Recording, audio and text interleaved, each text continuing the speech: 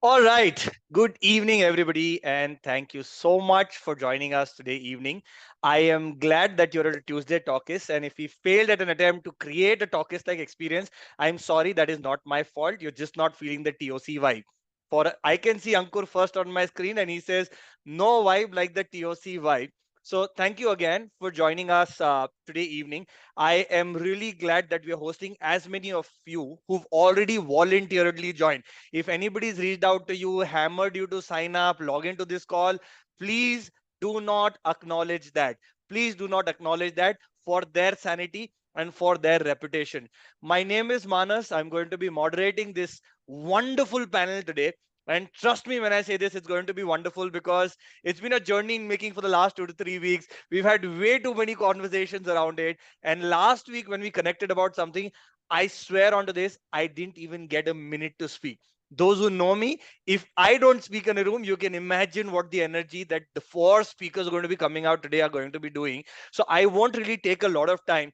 What I really want to do over here is just tell all of you one thing. No question is a bad question, and no question is a question if not asked. However, our honest request is all questions that you have while the panelists and speakers are sharing their thoughts, just make sure you use the chat box. Chat is literally your space. If we get the screen and the audio, trust me, chat can help you on the screen time and the audio time. This is my promise to you.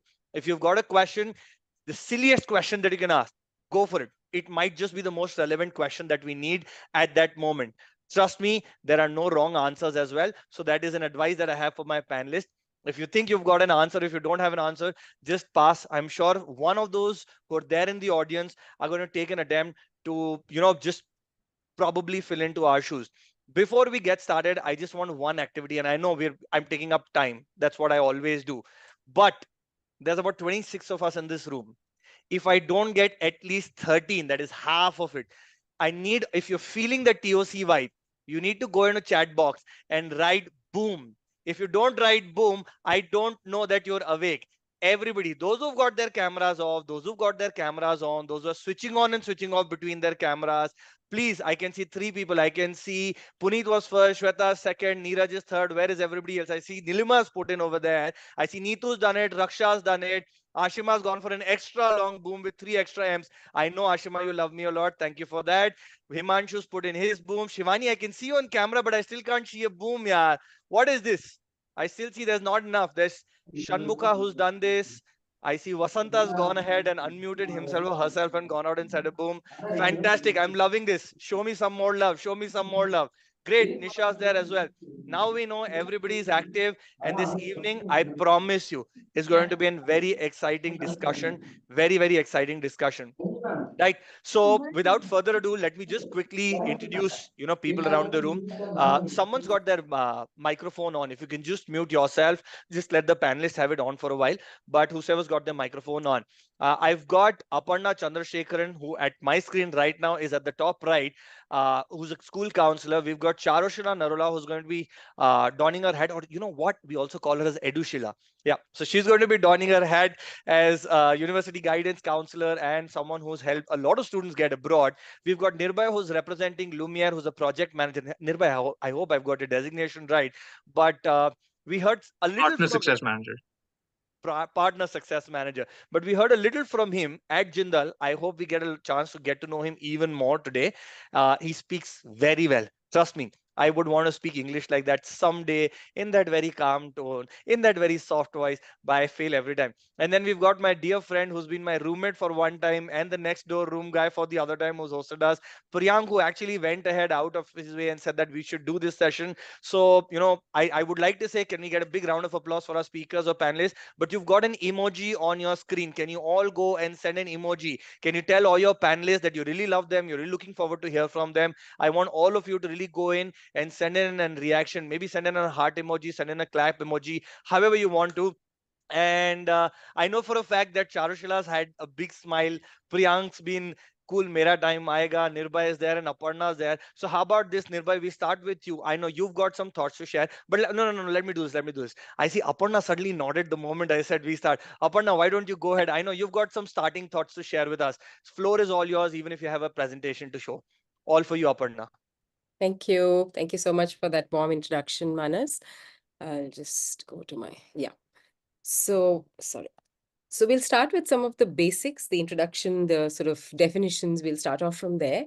And of course, I'm honored to be on this panel with some very august speakers here today and a very vibrant, vivacious moderator that we have as well today. So thank you for that.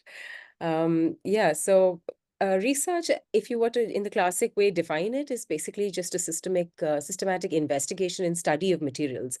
It's essentially about using established methods to investigate a problem or a question and go into it in detail with the aim of generating some new knowledge. That's essentially what research is all about. There are various types of research that are practiced by, scientists or social scientists, or if, people in the field of pure science or elsewhere. It depends on the purpose for which the research is being practiced or carried out, the scope for which it is being carried out, as well as the kind of data that you're trying to collect, the variables, the inference you're trying to draw from that kind of research, all of that. So there are various ways in which. It is important, of course, here to remember that when we are talking about the high school perspective, that students are not going to be perhaps using all of these different types of research. They might probably be working on several of these ways of doing research for their particular project or for their particular paper. And so might not be limited to one way of doing research, or it might be just limited to one way. That depends on the kind of project the student chooses. But more important than even talking about the type of research, I think what is important is to understand why pursue research in high school. I think that's the key. First thing is, of course, it offers students an opportunity to gain knowledge about information and ideas which are beyond their curriculum or syllabus. So that's one reason. So it gives them intellectual and personal growth opportunities. Two is it provides evidence of the ability of the student's domain knowledge. So evidence of scholarship in that particular field. Now, it can be possible that a student pursues research in a particular field which is aligned to the subject major the student might choose to pursue later in college as well. Now, it also provides students with valuable transferable skills, which will be used lifelong, not just in high school and college, but also when they get to the work environment or wherever they're going to be pursuing their careers. Whether it is academic or scientific writing skills, whether it is organizing, time management, and planning skills, whether it is critical thinking or problem solving skills, whether it is just information literacy, all of these are skills that students will learn when they're pursuing a research project. And of course, it helps them to, sort of understand a little bit more about potential career paths, and gain more knowledge about that particular field of study that they wish to pursue in the future.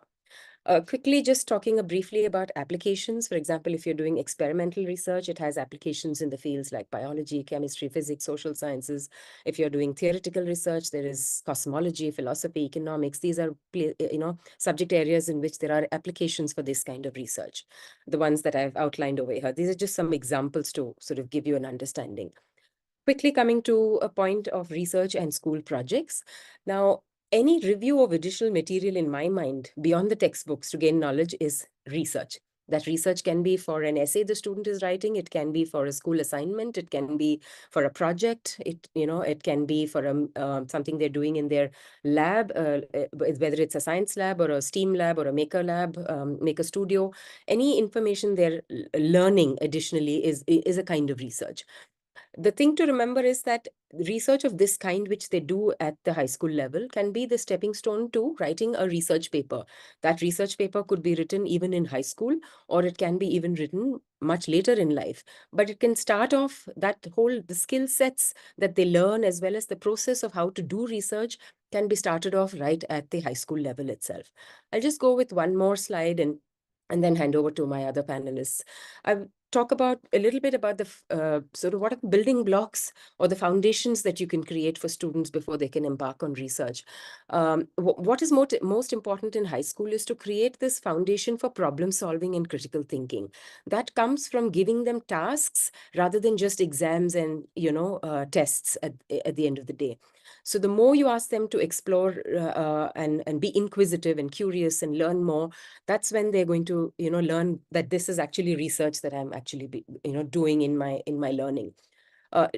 Encourage an ecosystem where they are not afraid to ask why, what, how every time you teach a concept. So whether you're a teacher or a counselor, they should have the confidence to ask you that question. And it's these questions which will get them thinking basically as to why does this happen the way it does, and is there an explanation for this? And in that pursuit of finding or searching information for this is when they're starting to do their research. I also ask students to try something that is non-routine, that is not something that they do in their day-to-day classroom work. I think that is where when they put their thinking caps on, that's when critical thinking and problem solving becomes a way of life for them in their day-to-day learning space as well.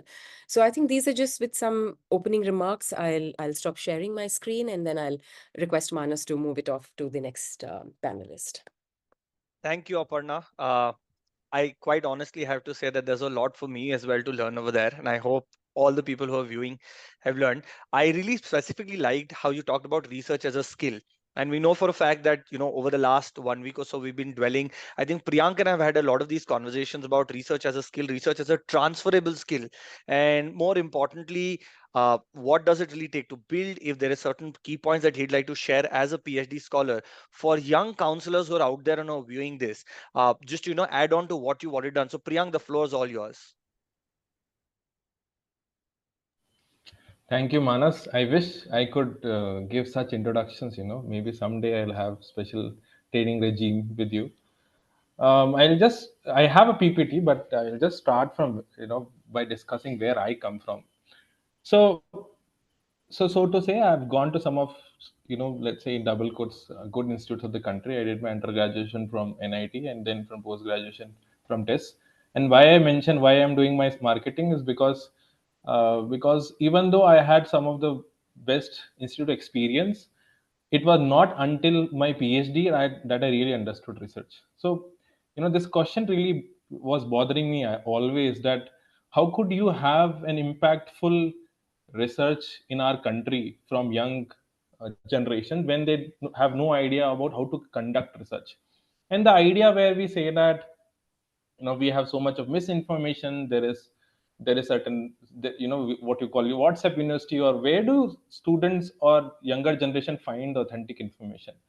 I think we'll have to identify that research is everywhere, and it's not like we don't do it. It's just that we don't know what is the best places to do that.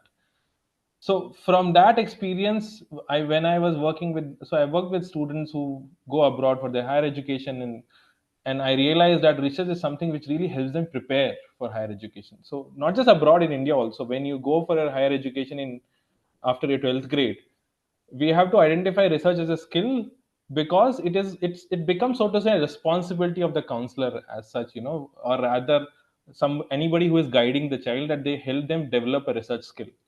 So I used to nudge counselors that they should help students figure out what is core to them, and do some research in that area, because something as simple as academic writing, forget about any fancy research as such, but can students in their 12th grade, when they're moving on to their higher education, can they do authentic academic writing? I think that was something which was I was always asking this question, as I always asking with counselors.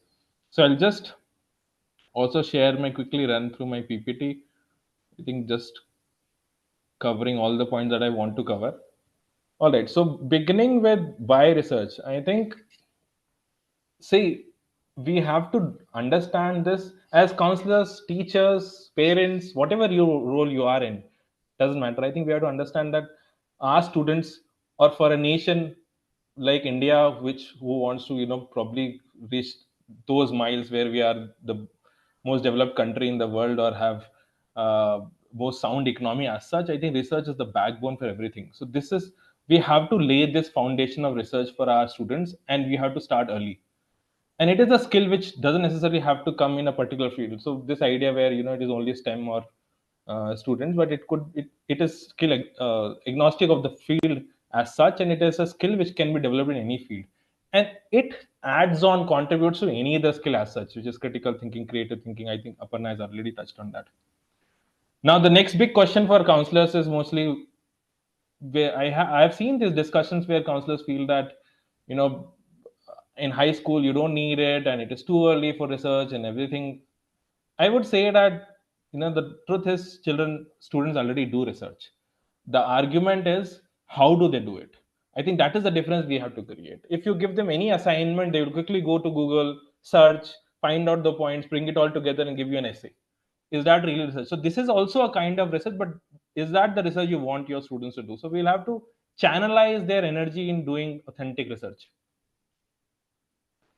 So how should research look like in high school? So I work with a lot of students who come from, of course, when students come from international boards, they already have some background in research. But I have worked with students mostly who come from CBSE background, who don't even know how to do proper academic writing. And for them, my aspirations are never like some high-end quality paper published in, I don't know, XYZ journal. It is always, can they change the way they write, and can they change the way they have been doing research till now? Just that. So I think instead of counselors thinking of research or research paper as such, where there is some high quality thing output, I think we have to break away from that notion and start thinking what is authentic to our children, to your student, that we need to figure out. And every child research, as I already said, that every child does research anyway. Now, when it comes to research question, I think whatever questions you ask in the classroom, that itself can be turned into a research question. So instead of asking a child that, what does, probably when you're talking about geography as such, instead of telling them what is the significance of particular this thing, can you turn into a research question where they go find out the right places where they can search about it, research about it, read about it, and come back to you? I think that's a process which even teachers can take up. So it's the idea is to incorporate research in what we do with our students, and think of it as a journey for the child to understand what good writing and what looking for right places to gather data looks like. And I think I've already mentioned that it is It really takes you away from this whole idea where right now we are victims to misinformation from different resources like social media. Of course, when it comes to research for higher education, it is a differentiator for great schools. So if you're applying abroad for great universities, if you look at, Ivy Leagues or any other university as such, if you have a research paper which you have done well and which helped the admissions committee know that you understand research, I think that is enough. Not to really say that when I say well, I'm not trying to term it as a 20-page draft of some extraordinary endeavor. So, when I speak to my students, I see where they are, and they really change the way they are doing writing, change the way they are looking at databases, doing research, and change the way they come up with any paper as such. That is it. So it prepares them, and then when they go for their higher, if this is done by the teachers, by the counselors, and it really helps students to gain that skill. And when you go for a higher education, you need that. You take up any university in higher education right now, research forms the foundation, and if you already have that skill, you really stand out when you go there. And further adding to this, I think it really helps you make those informed career choices. So for you also to understand, to research about any entity as such, whether it is career choices or other aspects, I think research, knowing how to do right research really helps. So as I say in my last point, yes, it helps in abroad application, it helps you get you your dream colleges, but I think we should do it irrespective. So the next question which counselors usually have is, where to start. Do we need to have a fancy idea? So I always say that start from where the child is. So you will always see that children have already done something. So with my first call with my students is about what they have done. What do they usually, what are their passions, what are their interests, and whatever projects they've already done in their schools, in their classrooms, with their teachers, in their subjects, I take leaves out of them and then help them form a research question out of it. So the how to part is when you identify the research question, you go help them understand how to do a good literature review, what has been already done in this area, then form research methodology of, you could do a primary, secondary. These are, I think, simple terms which you can help the children understand, students understand that how to do it, and finding out the right ways, the right tools to do your data collection and analysis. I think something as simple as that is enough for us to, help children build that paper. So it doesn't matter. Many times we think that children has built something, they have created something. I would always say that whatever they have done, that can be put into a paper. So when I say research paper, when I say papers, it could be a process also, it could be a framework also, it could be whatever they have done in their projects. All that can be turned into papers. It is about authentic way of looking at the whole process. Now, I've just put in an activity. Maybe we would have done it if we had more time. But the idea is, how do you do this? So you can, as a counselor, if most of us are counselors here, pick up any of your learners' project which you have guided them on. Think of what is the central theme of the project and think how you can turn that into a research question. Make a flow diagram of the whole project. Now look at, if this is my research question, this is the project looking like, what has been already done in this area. Go back to literature, let the student do the literature review, read it, and come back to you that there are similar projects or similar ideas floating in literature. That review that student does, I think that's the, so to say, for students who have never done research, CBSE kids whom I work with, they find it hard to do literature review. That's a very important skill that they develop. Now after they have done that, we help them identify the right tools. You sit with them, find out what tools they can take up so that they can do some research in the area, put those. So it could also happen that their whole process of the project would have a certain tools that they are taken up, but they don't know the names to it. So one of my students, for example, was working on shoes. So he was really interested in shoes, and he had a passion for shoes. How does the market of shoes work? So he used to go talk to the people who wholesale people, retail people. So the new brands which come in, they are really sold at as high as 5 lakhs, 6 lakhs for a pair of shoes. And he was really interested in why is it happening. So you should go and talk to these people. So I asked them, what did you ask him or her? So he told that I used to ask these questions. So he's basically using the tool of interview. I helped him churn the whole thing into a structured interview that he can do to ask the kind of questions he needs. So he's not doing anything extraordinary. He's already interested in the field. He's already gone and spoken to these people. I am just helping him turn that into a research endeavor. I'm just telling you that this is called interview. This is a tool that you are using. Can you also do FTD if possible? And what are the questions? Put down the questions that you want to ask. So earlier he was going and randomly asking these people whatever came to his mind. Now I was asking him to put down the question in a structured or a semi-structured format, and then go and do those interviews, and then put everything in paper, how he would write a paper. So I think that really helped him build a paper out of what he was already doing. Outcomes. So in terms of outcomes, again, not necessarily high end, but I think the key outcomes here is they should be able to do academic writing, know what are the right sources, and do review of literature, evaluate what are the databases they need to look at if they feel that. So simply googling and finding out what is the size like, and I think that is not the best way to go about what database is really important database, how to do secondary research when you are thinking of any research project, finding out the ways to create tools and doing that primary research, and of course, if possible, having a more nuanced understanding of the whole research endeavor as such. So these are some simple important learning points I have put here. If you are able to achieve even few of them, I think it really serves the purpose. But as simple as that, not necessarily anything extraordinary or rather extravagant. This is my last slide. I just put few tools or websites that you can look at. One, though most of this you may be knowing, but I'm just telling that typeset.io is a search engine dedicated to research papers. I think you can always take this up with your students. Sometimes it gives great results and sometimes not, but I think it's a very important website to look at if you are searching for research papers. I will close here. Thank you so much. Thank you, Priyank, for your thoughts. And I like the fact that our audience has already grown from 26 to 41 in this brief interval. And the fun fact is, we've already had about, I'm writing this down, we've got about 7 questions and 2 observations. The good thing out there is, I think Aparna and Priyank have already taken up a couple of questions and answered a couple of those things.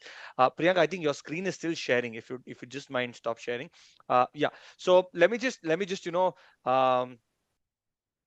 switch my focus also. I think this has just become a subconscious. A female starts and then a male goes and then a female goes for that and then Nirbhay goes. So but I still go with convention for a while. So just going with Charushila, I know for a fact that you've actually helped a whole lot of students you know build personal projects or research projects, and you've been in that space that has been specifically working on the college application matrix. So I know for a fact that it can do no justice for the little amount of time we can give to each of you speakers. But if you'd like to share a little about how you've seen research, how you've seen these challenges, how you've even seen this whole approach coming specifically from someone who's been guiding students while applying abroad, please, the floor is yours. Thank you. Thank you so much, Manas. Well, I want to start with a submission. So my name is Charul Shila. I'm the founder director, Key Mentor, University Connection, and I am responsible. Yes, I'm a counselor and I'm also a parent, and I, along with so many adults, we are responsible for making you believe that if you add a research document to pad your profile, you will increase your chances of getting into a competitive, or let me put it, super competitive universities across the world. Okay, so if I'm speaking to the student in the room, and if someone listens to this as a video, I know, dear student, that you're tired. You're tired of studying. You're tired of giving multiple exams, doing all the adult work of maybe cleaning rivers or composting, building mental health apps, and starting businesses. And now we want you to research. We want you to publish. We want you to boast of scholarship even before you turn 80. So, are we really serious here? The whole point is that at high school, instead of building broader interests and developing meta skills of reading, time management, or just general hard work and engaging in activities that demonstrate curiosity, we are spending time on the idea of formal research or publishing. And is it really so necessary, or is it absolutely unnecessary? And I don't want to get into an absolute spiel on this, but maybe I'm sounding a bit of the devil's advocate here. So let's just look at what this college application matrix, what it really looks like. And when Manas threw this term at me, college application matrix, it got me thinking about, what is the real matrix out there. So pardon my understanding, but really speaking, we are sitting in that matrix of sorts. But coming to serious stuff, your college application matrix might actually, of course, include your academic scores. It will include some test scores. You may be giving your SATs or TSA or TOEFL, IELTS, and various other exams. Of course, recommendation letters are important in the college application matrix. The activity profile, the elusive activity profile that we keep talking about, we'll discuss a little more on that. And then, of course, your college essays. All of this coming together, it seems to me that becomes like that strong pitch that you're trying to make to universities, right? And the big question that we get asked as counselors, whether school counselors, IECs, mentors, or teachers, and otherwise also, we get asked, is there really a rule to actually arrive at the best activity profile? Is there something that I can do to just, upgrade everything? So the idea is that, I'm sorry, there are no rules as such when it comes to this. Yes, I went a little overboard with this matrix idea, as you can see. But nevertheless, just to add to the energy that Manas has, shared with all of us, there is a glitch in the matrix, okay? And because of that glitch in the matrix, we need to understand that building unique activity profiles at the end of the day involves multiple things. So to give you an example, I've had multiple students now, and it's been a pleasure working with so many different types of students. But this one student, for example, recently she comes from a small town in Vadodara, and she started this research project on understanding the effects of certain foods on negative emotions. So the idea was to create a combination of food items that would reduce the extent to which that emotion is generally experienced by a sufferer. Now, she's a biology aspirant of sorts. And so the learning goal in her case was to understand how the brain and hormones and emotions and their connection with food and how that really happens. Of course, it's at the intersection of neuroscience and psychology. At the same time, here is another, and again, this was born out of the fact that her mother, who recently had a baby, was going through these postpartum issues. And it was perhaps born out of that and the doctor suggesting her certain kinds of food. Here comes another student who, during the pandemic and during this whole upsurge of, computer science, AI, and everybody talking about ChatGPT and everything else, she saw that one of her parents lost her job. And she decided to research on how has the implementation of artificial intelligence affected job displacement and entrepreneurship as such. Another student who is a boarding school student comes from a town in Manali where, we were struggling a lot with trying to figure out, what are the gaps in her profile and how could she really build on things. Until one day she shared with me how every time she goes back home, her parents are always complaining about the harvest going waste. And her parents owned these apple and orange orchards. And that's when we decided that maybe that would be a meaningful project to actually work on.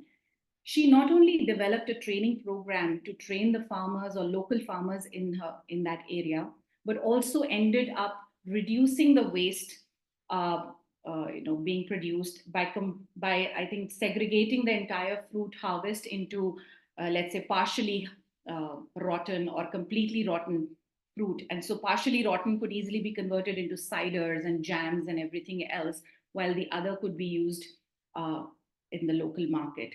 The idea being that this child was, again, she was a business aspirant, but at the same time, she ended up learning a little bit about agriculture. She learned about psychology. She learned about talking to a different level of people.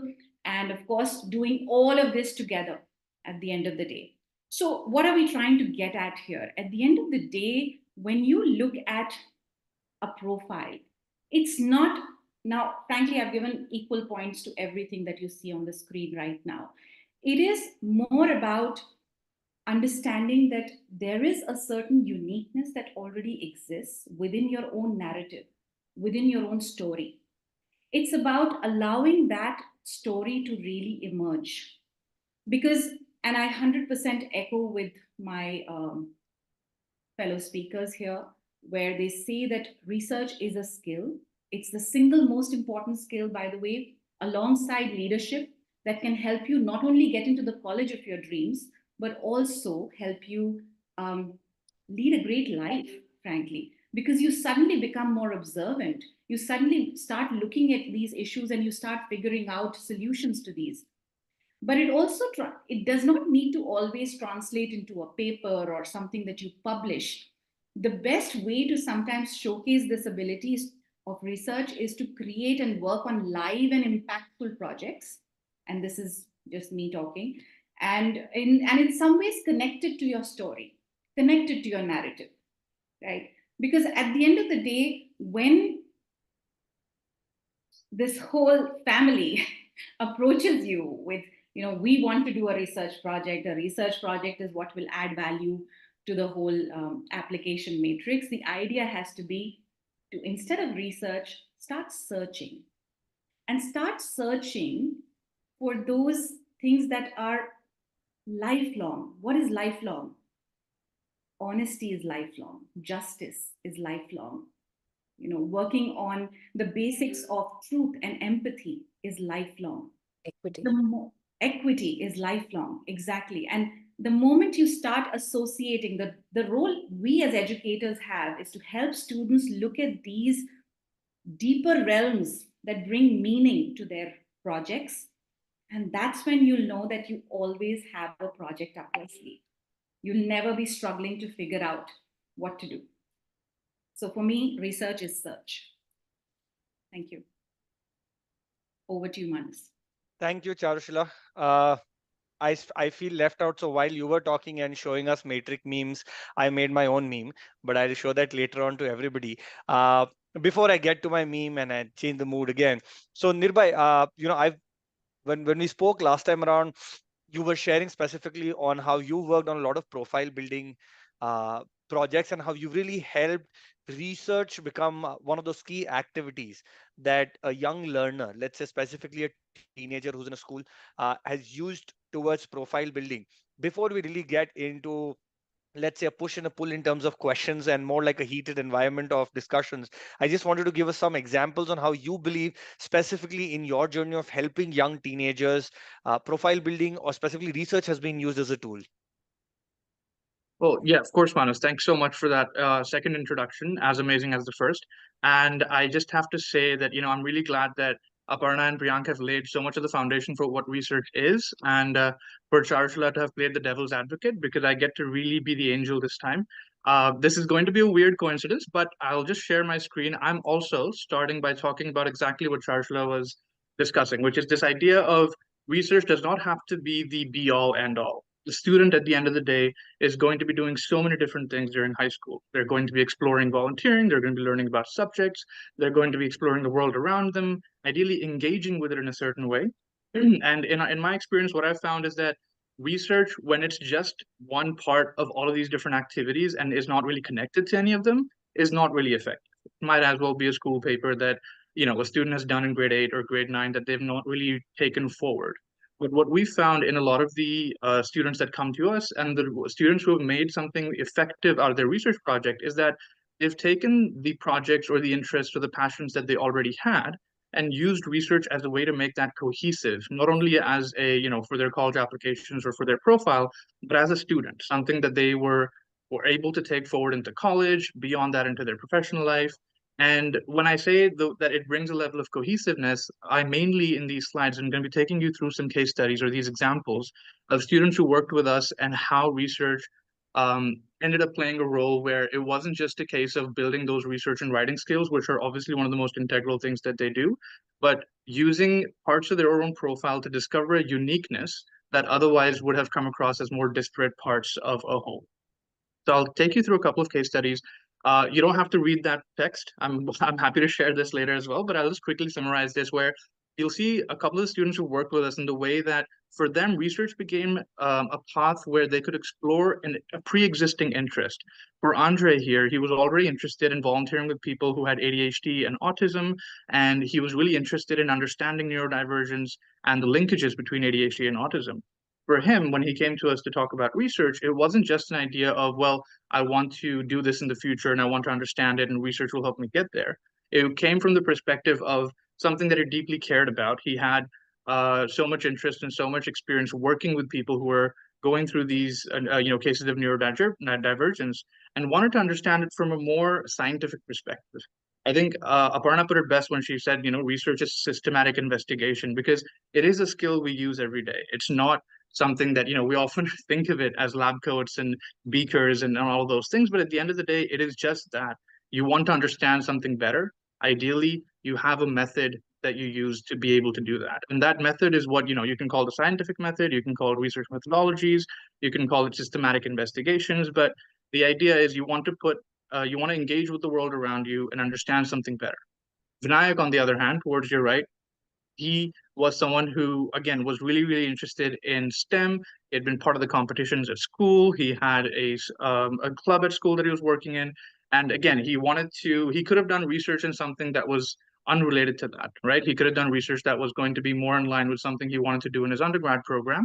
And his high school journey could have been a way for him to sort of flourish all these different activities that he was a part of, whether it was in the way that he showed initiative or in the way that he was part of this larger group.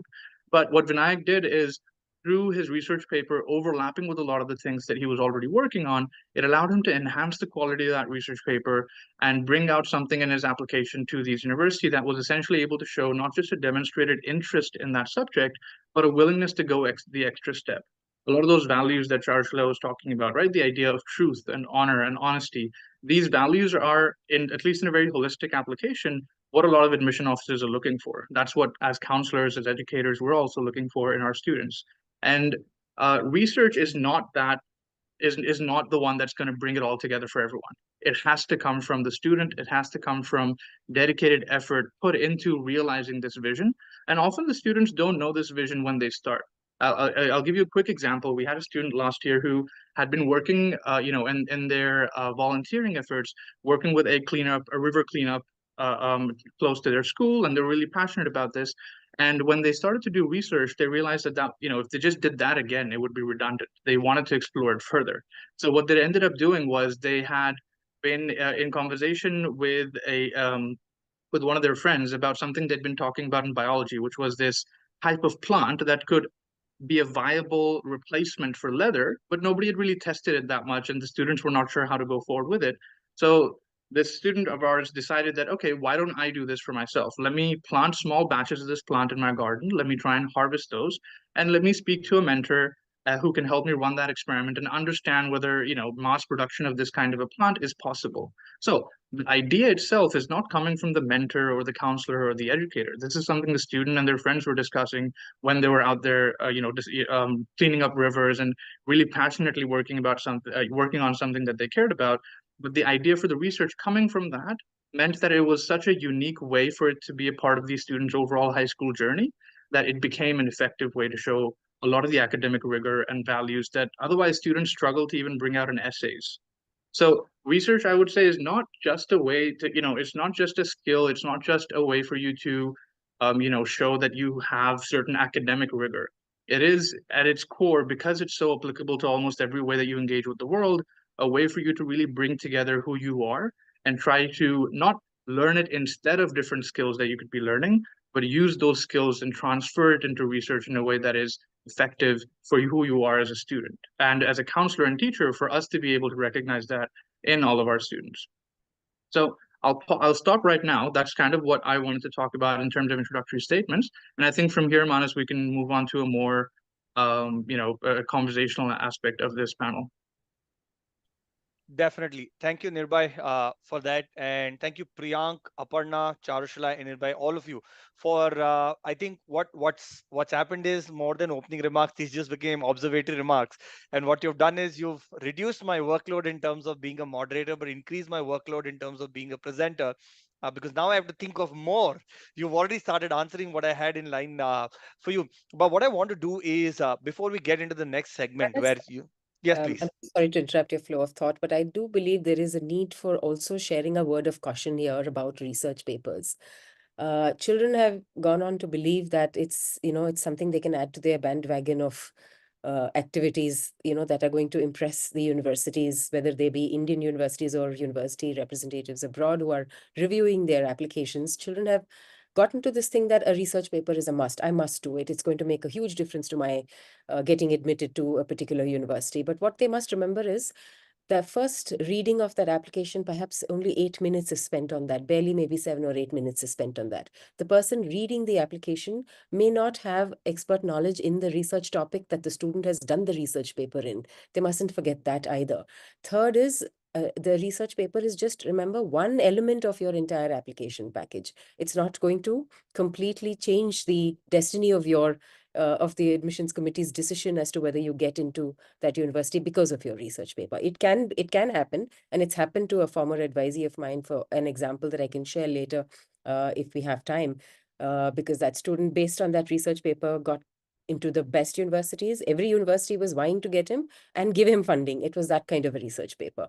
So that also, maybe I'll share the example here. So the student was working on an area of physics, in the area of space debris, and how, we need to control it and what can be done to control it. Now, the research paper and this was done all by himself, no mentorship except the school physics teacher. There was nobody else, no mentor beyond. And the quality of the paper was so good, it was accepted for publication by Acta Astronautica, which is a journal in which astronomers and astrophysicists publish their papers. It was invited for presentation at the European Space Congress, and the government of India recognized the child for the Bal Puraskar as well. No wonder every university was beating his doorstep for giving him admission and funding. And he was able to appeal for 100% funding, and pretty much everybody again said, yes, we'll give it to you. That was the quality of the paper, but that's not always going to be the case. So I think we do need to also sound a word of caution about research papers. Genuine students who are interested will come up, will work hard, will definitely pour their heart into doing the research because they are interested in that subject. But others mustn't use this as a crutch to overcoming poor grades or overcoming lack of other activities that they may have on their profile. I think I do wish to sound this word of caution here. And I'm glad that you brought that up, because actually the next question that I was going to ask, and I was going to ask to all four of you, was a little related. If I won't say specifically around what you said, but again, before I come to that question, I find it, and I want the four of you tell me if you also find it. I find it deeply offending. There's 42 people in the room, and only 5 of us are showing these pretty faces on a Tuesday evening, really tired, coming out of a weekend which was either fun or too lazy for us. I want to see some smiles in the room. Can we please switch on our cameras? It just gives us some more energy. We can only give you back what you give us. Please, can we have some cameras? I see 4 are on, 5, and after 5 it stopped. Come on, please. 6, 7, 8. Great. This is building up. I like this. Great. I see everybody is now switching on the cameras. And if you've not seen this already, please head to the chat section. I think there are 2 parallel panel discussions that are happening. Chat section has a different panel discussion that is happening. It has 6 questions which have got 6 answers each. So there's a whole trail of knowledge that is out there. And I love the fact that this panel has actually forced you to get out of your comfort zone of not only just absorbing what may have been talked about 4 or 5 people, but even to put out what's the question in your mind. If you've got an answer to a question that's already there, it makes my job easy, and I'm very, very happy that all of you are doing this. So before I go ahead and ask that question, I did tell you that I had a little bit of FOMO, and I want to make sure that I make up for it. Can you all see my screen? See, this is what happens when you attend Tuesday Talkies. You start as one version of Ishan Avasthi and you end as the other, right? If you agree with me, please, those who joined the session late, we started with this. You need to put a boom in the chat box. Please, if you agree that the last 30 minutes, 40 minutes have given you one thing to learn, and if not one thing to learn, if you just found me very nice and adorable, please put a boom in that chat. I want you to put a boom. Look at this. The moment I said nice and adorable, there are so many booms. I know for a fact all of you love me a lot. Oh my God, Neeraj has gone out and said boombastic. I love you, Neeraj. You're going to get one extra kulfi from my side for that. Great. So while everybody is now back energized again, I know for a fact that absorbing information is just as difficult for us, and it gets tougher with age. Please, this is not to all the people who've gotten older, but even for me, as young individuals, as teenagers, we absorb quite fastly. Now this takes a little bit of engagement. So I like to keep doing this. I have this question for my panel, and I really want them to take a minute each in any particular order, whichever they like. You know, you've spoken about research, whether now it's a skill or a college application tool, as a passion project, something that you do in school, something that could, just be done for the heck of it, for namesake of it. It might be accessible to someone, not accessible to someone. My question to you is, and the four of you were with me in the back room earlier, right? I shared an embarrassing story about myself in that very quick 30-second thing. What do you do to reinforce a positive attitude? Because the one thing that binds all of you, all four of you, you've been talking about that young teenage kid actually going ahead and doing research amongst the myriad of things that they're already doing. I remember being a teenager, my life was go to school, wake up late, it's okay, you can jump to bus stops, get another bus, come back home, sleep, have a banana shake, go to coaching, not go to coaching, play cricket. And most of us had a fairly simpler life. Yesterday we were there in Shady and a couple of my friends were discussing, looking at a young kid. Parents could be sitting in the lawn talking to their kids, didn't have their cell phones, and like, hey man, this used to be 90s. And suddenly we'll fast forward to 2020, most kids won't even live up without their cell phones. So where I really want to take this discussion is what so if each of you can again give some perspective coming from your own experience specifically, where one is a research guide, one is a research partner, one like a structured program, one of you has got university applications, one of you is at school. How do we really reinforce that positive attitude specifically to a student or a learner who really may want to do this, may or may not have the skill or the aptitude or the ability to converse as well in a language that may be desired by a university, and to make them walk away a little bit from the frustration or the discouragement that they hear from themselves. I'm not even talking about others. I think all 40-50 people in this room will go out and encourage some new individual to go out and do research, but I'm talking about what they do to themselves. So anybody who wants to go first, if I don't know, if I had to make a pick, maybe why don't we start with Charushila, then go to Nirbhay, Priyank, and Aparna. Okay.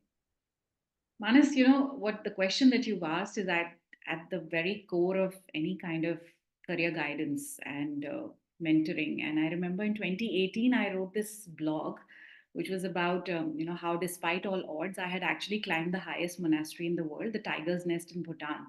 And I remember at that time I had written that there are journeys that make a vacation, a memory, or a Facebook post. And then there are journeys that make us who we are. I actually feel the same way about college planning journeys. Research or no research, it has to be centered around self discovery. The moment you speak to a student who's excited about cricket, let's say, or they're excited about gaming or art or animals or people, anything, they light up. The moment you have to be observing that moment of lighting up. The moment you find that within a student, that's the time you need to switch gears and you say, okay, let's see what subjects are you now interested in. And can you see how you can link sometimes that subject to that lighting up moment? For example, the economics of cricket, for example, or the psychology of gaming, or the intersection of machines and art, or let's say the chemical composition of animal shelters. Can you create these kind of interdisciplinary, intersectional abilities for them, and help them to think through those? At least that's one thing that's worked very well for me as a guide, as a mentor, as a counselor, and I learn from them all the time, and also being patient sometimes. But I'll just stop here. Maybe you can take some more bites. Yeah, I think thank you so much, Arshila. Actually, I wanted to build on that because for me, when it comes to sort of trying to maintain that positive mindset in terms of research, I'll talk about, the student I'll talk about is myself. 10 years ago, I was doing my research for the first time as my extended essay in 11th grade. And that time I had just seen Iron Man, and I was like, I'm going to be a mechanical engineer. My paper is going to be on physics. It's going to be amazing. But the advice I would like to give is just, you have to, there's no way to create that positive mindset. There's no way to have this journey be one about self-discovery if there's a pressure to succeed. You have to be okay with failure. My paper sucked. It sucked so bad. It actually made me realize that what I liked about Iron Man was not the physics, it was the storytelling of the movie and how it worked. And that's eventually what led me into English literature. But if I hadn't had that experience, it would have taken me much longer. I know so many of my friends who have done engineering and then realized they wanted to do something else. So I really credit that failed experiment of mine, that essay I wrote. I spent 3 months of my life on it, and I did the experiment to the very end, and then it didn't work, to no one's surprise except me. But when it didn't work, and a couple of months after that, I think that was what I was really able to take away from it. That I'm still glad I did this, because I know now not to look at this as a failure, but to look at it as a learning experience. And there is no way to do research if you look at it with the idea of, I need to get to a certain place. Half the time, your experiments aren't going to work. Your hypothesis will be a failure. Your attempts will not, connect. But if that is what you hold on to, it becomes very, very difficult to keep going and realize you'll have the next day. And without that, I don't think there is a positive mindset for any student to be able to preserve. Okay, I'll jump in. See, I will tell you, I'll give a practical answer of what I do. So, usually, my students, like whoever I talk to, I kind of become a co learner with them. So, there are spaces, there are, so to say, things that they know that I have absolutely no idea about. I had no idea that there is a certain market for shoes, for example, and they are sold in a different way. And as soon as the new brand comes in, there's a whole lobby which is happening. So that students was actually teaching me that what is happening in that area and what happens. So the idea is for me to look at what is the student really interested in, and then ask them as many questions as possible, and then ask them to put, say, the difference comes that they have to put everything on paper. They might do good research, and there's a vast difference of doing it and then putting it on paper. But then I have to push them, and if I, practically speaking, we have to start early, because in 12th grade they don't have time to put things on paper. Very practical, that they have SAT, APs, everything on their head, and then they, or rather, even if they are looking at India, they have 12th boards and they are so worried and everything. I would say they have to start a little early in terms of putting it on paper, though they are already doing a lot of work. And then the counselor has to take a role of co-learner, where the students drive it, and they keep nudging and understanding the space more. Because one of my other student was looking at sentiment analysis of how he was interested in cryptocurrency. So he was looking at how the whole tweeting is, affecting the Bitcoin prices. And I had no idea what is sentiment analysis. I literally don't know what do you do with it. But then he taught me what happens in sentiment analysis, and he taught me that, if I want to do this to understand how Bitcoin pricing works and everything, and then I only guided him to put things on paper. And I think it was a fantastic paper. So when I'm saying that, uh, in my presentation, I was trying to say that we have to bring down, not look at as a high-end paper. I was saying that not to say that you don't, let their imaginations fly high. Of course, if they can do a good work, let them create great papers. That is, of course, that's not the way saying that you bring it down, but let's just also understand where they come from and nudge them as much as possible. And if you start early, I think it really helps. I think also taking on from what Priyank said is that not all of us are experts in every subject. So we may not be the right people to guide them when they come to us with a question or an idea, for example. But we may be the catalyst to finding those people for them, whether that is a mentor or even pointing them in the direction of the biology teacher or the humanities teacher or the social science teacher, because that's the best way to start, is to start with people at school. Or we might know, as a school counselor, for example, that there are parents in our school community who work in this particular field, or this is their area of interest, then we connect the student to those people. But I think, like what Charishila also mentioned, it's that, joy in finding that spark in the student. It's when they come to you, they are so interested. They won't need a reminder from you. They won't need a single email from you. They won't need a WhatsApp message telling them what's happening on your paper. They will be at your desk every morning saying, "Ma'am, have you found out this for me? So have you spoken to this gentleman or this lady? Are they going to be able to speak to me?" So when the interest is so vivid and, so obvious, I think we're just, as I said, just catalysts in helping them find the resources and finding the people who can mentor them and guide them, I think. Really. Great thoughts. What I just want to do is I've got two interesting questions in chat box from Neeraj and Puneet. So if Puneet, you want to just switch on your camera, unmute yourself, go ahead and ask that question, followed by Neeraj who wants to go ahead and ask his question. I'll put it to the panel, but just for the larger room, Puneet and Neeraj, if you just want to switch on your cameras and ask your questions. Fantastic questions, by the way. Love them. Hi, good evening, everybody. This couldn't have been a full panel, wonderful discussion. But I always feel, these discussions on research and development always happens on the point that what are students' hobbies?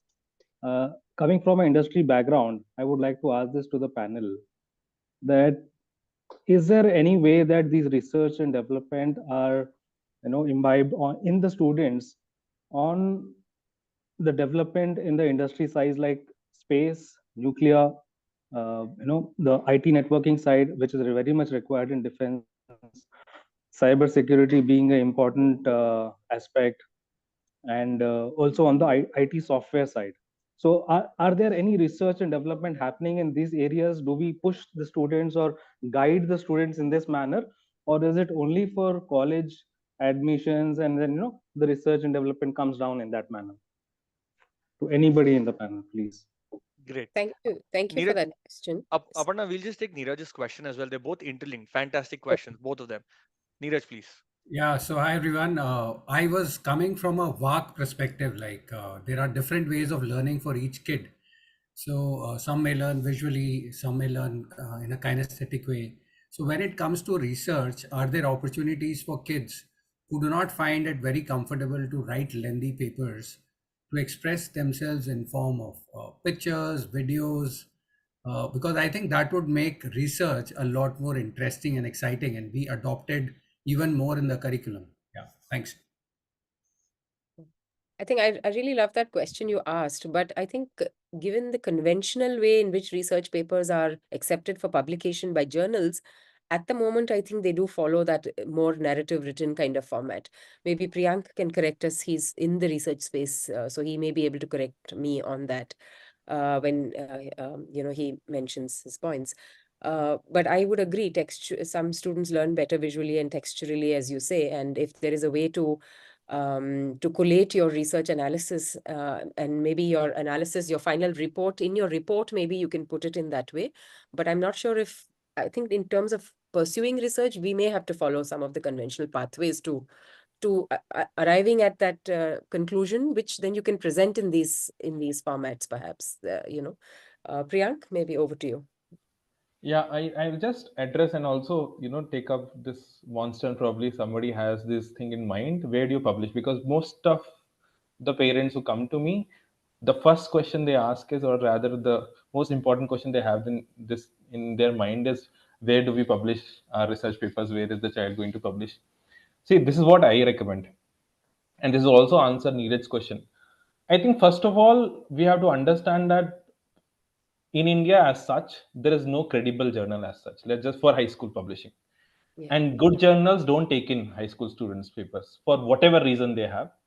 And it's hard to, unless you have probably written something, I don't know what kind of paper, but they don't take it. In fact, if I have to publish when I was in my MPhil, it was, more or less the idea that I have to publish it with a professor, only then they will even look at my paper. So that is how the industry is. What I recommend is, and I've done this with a lot of students, that you build your papers. And Neeraj, if you feel that your students can do a pictorial thing, a photography thing with portfolios and do research in that, good. Put it on a website. Build something of your own, put it there and show that I've done my research. You don't have to go for a third grade journal and show that I've published it. I think that's not the way to do it. I've seen a student getting into as high as MIT with just a website and a good research paper done by her, put on her own website and nothing else. No fancy journal name being there, and you have to put it there. It was a very simple research, but I think it was able to show a research aptitude for the child, and that was it. That was more or less enough. So even if you feel that you can, through photography, put everything together, do a research, put nuggets of these photographies, describe them, and put it on a simple website, I think that works great. You don't have to think of high-end journals as such. Actually, I'd love to add a point over here. You know, we all come from school backgrounds where we get a narrative, a sort of a grades or transcripts at the end. You know, I remember advising a student in my earlier role as EduSA advisor from the Aurobindo University in Pondicherry, where they don't have the Aurobindo School and Aurobindo University don't give transcripts. There, if you look at their what is so-called, you know, mark sheet, if you look at it, it'll be a narrative report about the student's ability in different subjects. And that particular student, I remember, had done his bachelor's degree in physics and had done some 3 or 4 research papers, but there was no transcript per se. But the fact that US universities were willing to give him an admission to a PhD program based on his research papers and the narrative description, which sort of was equivalent of a mark sheet or a transcripts, I think shows you that universities are open and flexible and willing to look beyond the traditional, you know, formats of how we evaluate students. And I also would agree with Priyank, if you actually see over the last couple of years, several homeschool students in Mumbai, and Himanshu may even have their names probably, they have just on the virtue of winning Olympiads got into MIT, not even having completed grade 12. You know, so universities are very flexible, at least US, where my background largely has been, and my understanding and experience has been, is very flexible. Universities are very flexible, willing to see beyond the obvious in a student's profile. And coming back to the other gentleman's questions about doing research in specific industry fields, which are what we might call the future sort of careers or roles that we need to be looking at. I think it's not about pushing students into doing research in that. I think it should be more about, there will be students who might have interest in cybersecurity or information technology. They may or may not be in my school, or they may, they may be in my school, but then finding them the right mentors from industry or academia to mentor them for doing research in that. I think that's how we should look at it, rather than saying, shouldn't our students be doing research only in these sort of sectors? I hope that answers your question. Back to you, Manas. Thank Yeah, you. I think Aparna, I just wanted to add to that, just so referring to Puneet's question, in terms of, a lot of the students that we get at Lumiere, for example, we don't ever say, hey, you should do research in this. But speaking of the fields you've mentioned, we have a lot of students who say, hey, I'm interested, and this is a 10th grader I talked to, I think Friday, kind of blew me away, but he said, I'm interested in quantum computing. I don't know what that is. I had to look it up after the meeting. But there are so many students who are already aware of the same conversations that you and I are having that are being had in the news about what industry is great, what industry we should focus on, the way the economy is going. And while they may not have the same understanding of it, they are thinking of them as viable subjects. So whenever we get students, I think as Aparna said, our responsibility mainly is to connect them to someone who can guide them, someone who actually has the expertise that they would need, whether it's defense, whether it's aerospace engineering, IT, AI. So I think it's not about, okay, students are interested in this, but they should be interested in this. It comes down to students are honestly across most schools interested in a variety of things. And you often it's interdisciplinary. It's not even one industry or one specific field that they're looking at. And it's the ability of a lot of industry professionals and people in academia, scholars who are able to mentor them and provide that scaffolding for them to take the next step. Also, I think, we must also remember that writing a research paper may not be for everyone. It may be Exactly. an interest for some, but other things may be of interest to everybody else. And we must encourage them then to explore those avenues also then. But Yeah. there might be those who are absolutely overzealous about doing a research project and coming up with a research paper and getting it published and all of that maybe. Then we encourage those students for that in that direction. But then there are those whose I can quote my own example. I remember I'm also a student from Tata Institute, Priyank, by the way. I did my master's there. And I do remember taking a research class, but not wanting to do a research paper. So I'm sure there are students like me who don't want to do research, but who had other interests. So I think as counselors or school teachers, I think that's what we need to recognize, that each student has their own strengths. They have different passions, and it is our duty to sort of guide them in those directions and provide the support they need. We are not anybody to perhaps guide them also, but perhaps provide resources and support that if they come asking you for it, basically. In fact, I'll just add one Yeah, thing. go ahead, Charles.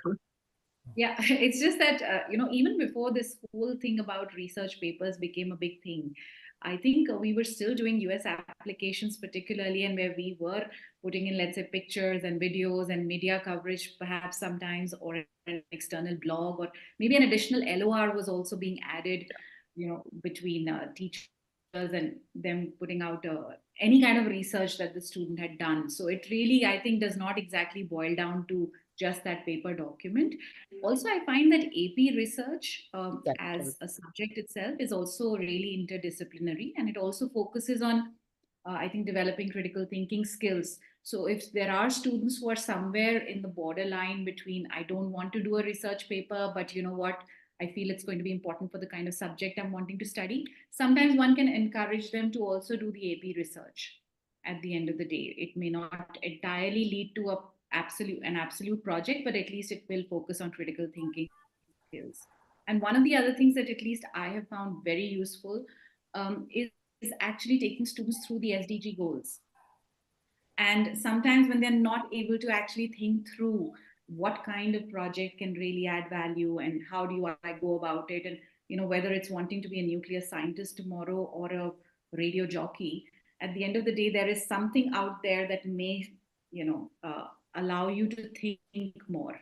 And so that's actually the simplest way to maybe sometimes help them build projects, at least for the ones who are totally uninitiated in any which way. I would Yeah. second that, Charushila. A lot of my students have taken part in different challenges, from New York Academy of Science to the Builders Challenge to the Maker Studio one in Goa. They have a challenge that's recently come out, which is sponsored, I think, by Enfield. Students are taking part in that. Conrad Challenge, you name it. And the interesting part is when they're participating in these challenges, they are researching information for that particular participation in that challenge. So that's another way to do research, and it doesn't have to come up as a research paper, but it comes up as their project idea, really, and that translates Don't into they do that in MUNs, you know? exactly They do Mons True, as true, well. true, Absolutely, true. that's the best, yeah, Yeah. biggest and simplest example, perhaps. Exactly. Priyank, you had some thoughts. Yeah, there's so much we want to add, I'm just thinking. See, just wanted to add a quick note. See, we understand, and of course, given that not research paper is not for everybody, but I would say that students are going for higher education. And if you remember, I had a slide where I had put learning outcomes.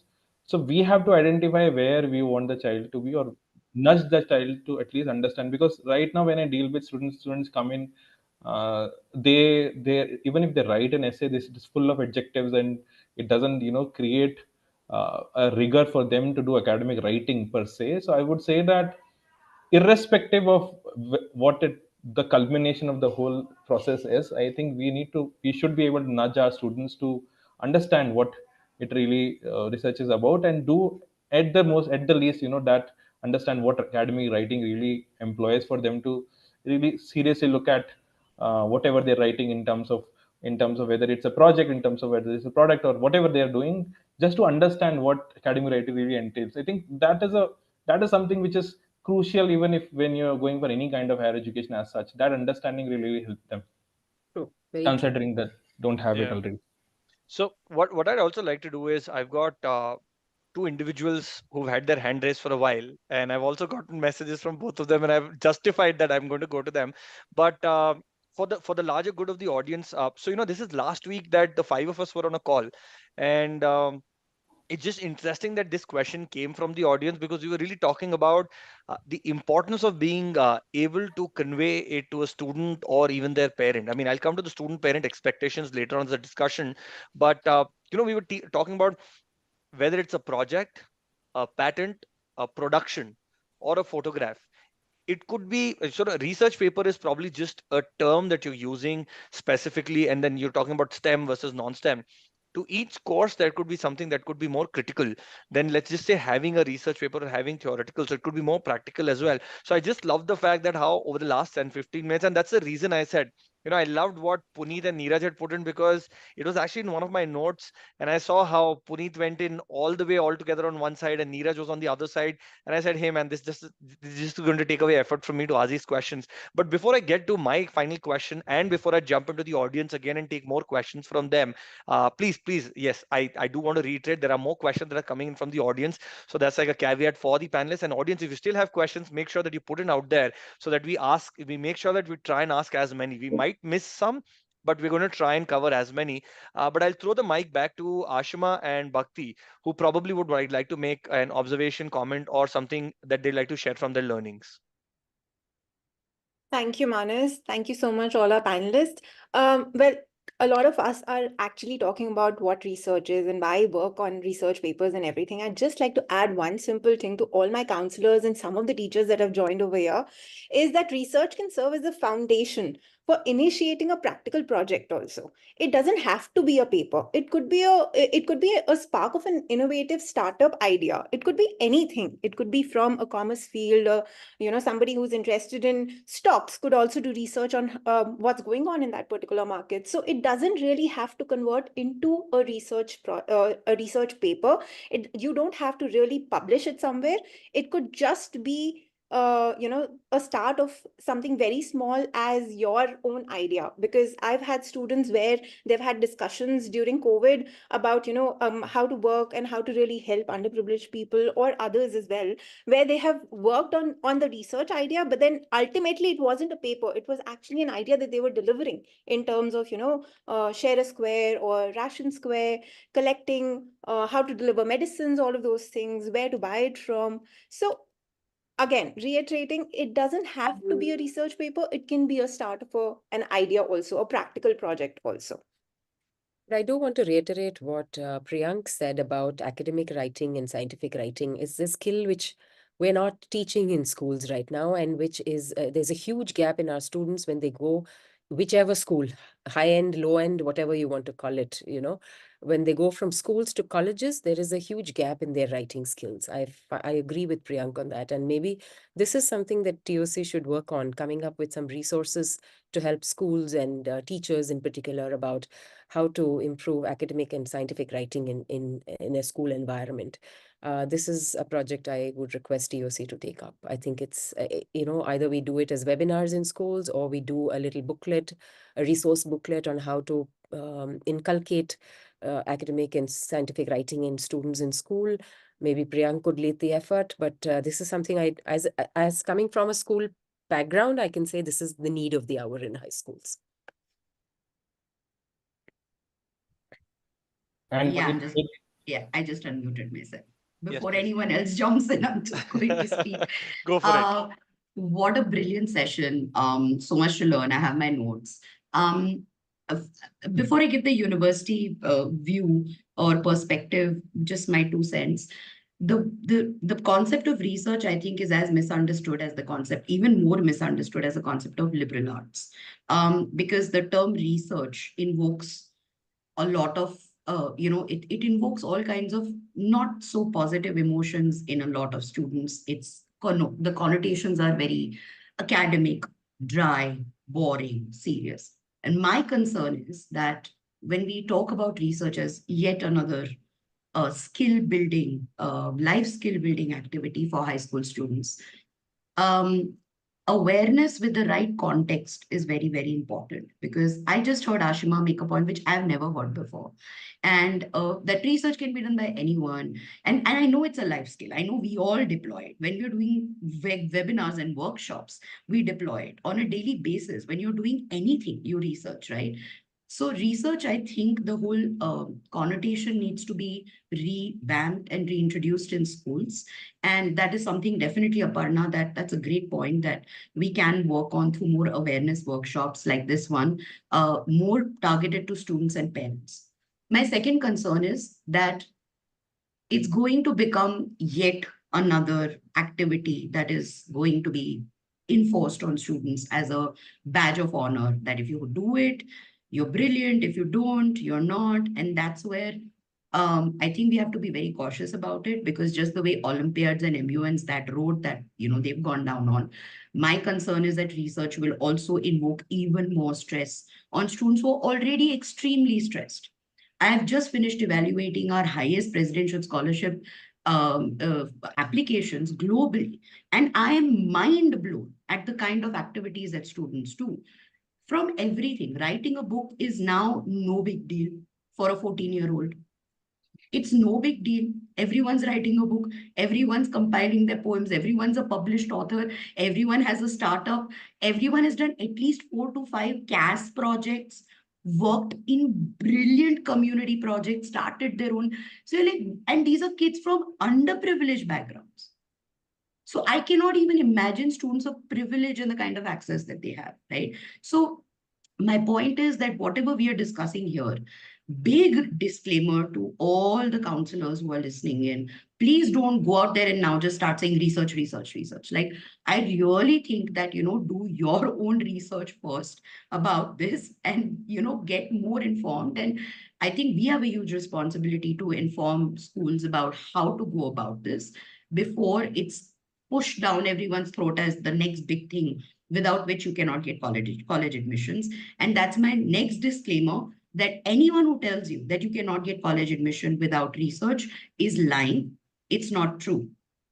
It's not true. So colleges do not give you admission based on whether you've done a research project or not. That's a very course specific thing, it's a very stream specific thing, it's a very college specific thing, but majority of the colleges really don't give admissions based on that. So I just want to put that disclaimer out. I will stop now. To add on to what Bhakti already said, Aparna's already told all of you, she went to TIS and did not want to write a research paper. Look at where she is.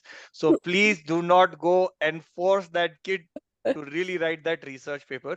I think one thing that I want to just bring up over here, and while Bhakti and Ashima were talking, it got my, thinking. I got my thinking hat on. While we were at Jindal, some of you were with us in that retreat, and those who could not join us, I really hope that you're coming for the next one.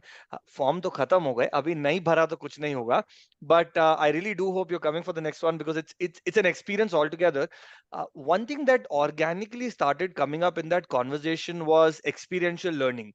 And we started talking about individuals who are already members of TOC, or organizations who are already, looking towards us and starting to talk to us or our members about how could they create more experiential learning projects. So what I could really sum up from the last 5-10 minutes of discussion was, it just seems like what's happened is while the student is overburdened, and there's a whole lot to do, but I think experiential learning is probably going to be the next big thing after the big thing, that is research, that we're already discussing. What I do want to now, while using this point, drag the attention of my panelists again, so I want them to speak again before we throw the floor open to the audience for their questions, is all four of you worked with students and parents, probably in different capacities. Some of you have had a lot more exposure to students. Some of you have got way more exposure to parents. My big challenge is, I'm sure that anybody who walks up to you for a conversation comes with a whole bag full of expectations. And you've already talked about it in one or the other way. Somebody wants to get into a journal, somebody wants to get published into a big, or probably make a big bang, someone wants to get into a big university. We've highlighted the challenge. What I want to get to is, how did you handle it?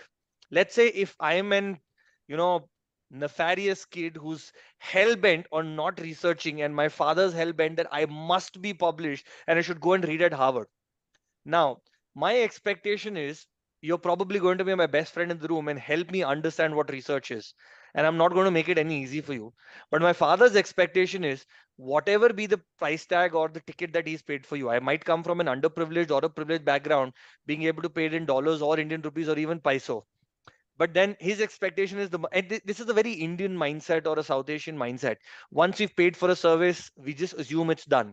So probably Priyank and Nirbhay, who really work with a lot of students directly on helping and guiding them on research, maybe if you could talk about, how do you navigate the child's expectations on what is their net sum or their gain out of this?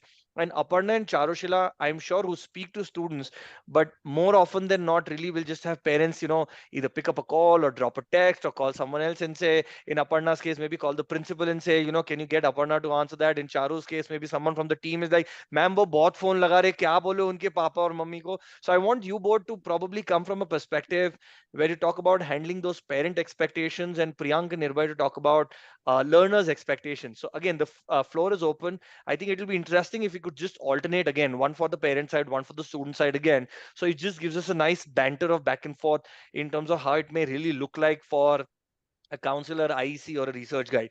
Please, anybody who wants to go first, I don't want to really be moderating this. I'm just going to hear this passionately as this dreamy eye kid who at one point in time really had dreams to go to a big university but didn't go for it. I don't think you lost out much in not going to a big university. Don't worry. I think life teaches us a lot more than going to a university does. That's my personal opinion. But having said that, I'll say I think counselors and teachers are really also jugglers in another avatar. You know, we are juggling between the parents' expectations and the students' interests. And I think it's a very subtle sort of role that we play, where we try and explain to parents how important it is for the students to pursue what their interests and passions are, vis-a-vis what the parents think is going to help the student get into X or Y university. And what always helps is giving them case studies and examples. Okay, so this student did this student had this profile, didn't get into Harvard. So how do you assume that your student will, by doing the same thing, is going to get into Harvard also? So, I mean, there's no cookie cutter answer for this, but it's one really goes with each student's case. One, we have to be just mainly remember we are advocates for the students at the end of the day. And in our role as advocate for the student, we have to try and explain to the parents as gently if possibly, and firmly if not so possibly, that we must put the students' interests first and see if doing research is really a right fit for the student or not. And we can also offer suggestions for what else the student could do, because we are aware of what their interests are, because we've interacted with them a lot in school. So we're aware of that, and we can tell the parent that the student can be steered in this direction where they might actually shine and do much better, and therefore be more noticed by the admissions committee reviewing their application. So I think that's just a bit of a subtle art of managing, as I call it. Charushila? All right, I'm just wondering. But I totally agree with you, Parna. I think, yes, we are jugglers and but I also feel that we are also a reflection, and we are a reflection of what the university is expecting from the student, and we are also reflective of what the world is coming down to. So I really love that scene in Karate Kid, if you've seen that movie, where he's looking at that snake, and as the snake is moving, he's also moving with that. So imagine that your student is kind of moving with you in that motion. And that motion is only possible when you are calm, when you are composed, when you have it all together. And sometimes, I mean, I'm sure there are counselors in the room who sometimes don't have it all together.